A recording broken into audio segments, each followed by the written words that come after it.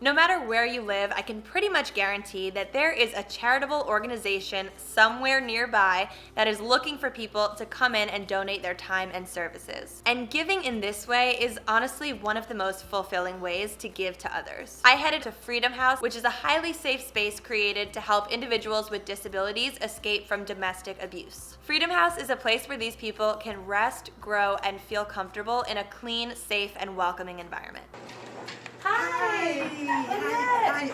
So good to see you. Welcome to Freedom House. When I first arrived, I met with the manager, Lynette, who took me on a tour of the space. Freedom House is open 24 hours a day, 7 days a week.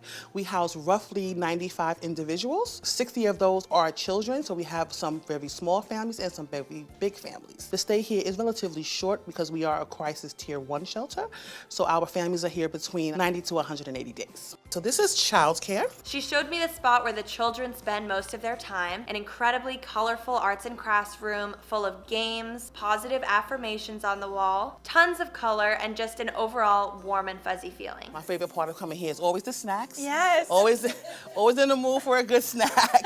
Childcare is there between 8 and 6 p.m. They take care of the babies when moms are at appointments or have things that they need to do within the building. While the kids are playing or learning, the parents can have access to counseling and job resources and whatever else they might need to help build a new life on their own terms. Food and food everywhere, right? Yeah. Our food pantry was established to help families until their benefits can kick in. And even if they're not entitled, because we have a lot of people who migrated to this country and they may not be eligible for benefits. And we can feed them right now for up to 3 months. Wow. But also, this food is donated to us from the Food Bank of New York City, which is great, so we get it at little to zero cost. It was incredible to see that they have a well-stocked pantry with tons of food, diapers, and feminine products. And it was easy to see that everyone who walked through those doors would be well taken care of. Here at Freedom House, everyone has their own space, their own living space with a kitchen, a bathroom, everything. That's theirs. That's amazing. Yeah.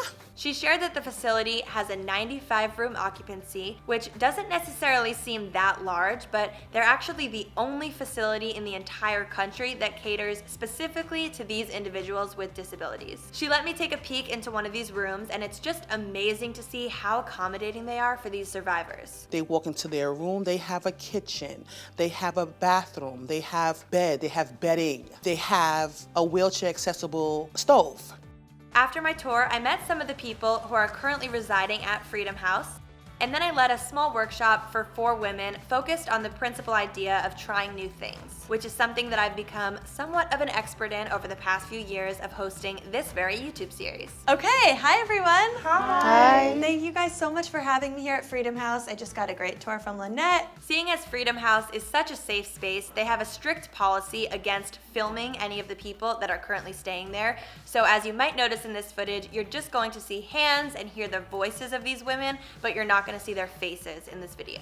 It's a very empowering thing to be able to try new things, explore, get out there. So I have for you guys some gift bags. I'm gonna give everyone a gift. As part of this workshop, I gave each woman a gift bag filled with warm winter clothes, blankets, hats, and scarves. And then I gave them each a journal, which they used to write down all of the new things that they've been wanting to try. We went around and shared some of these ideas, and it was incredible to see that we as a group were making connections and solving problems and bringing these women one step closer to actually achieving the things they've been wanting to do.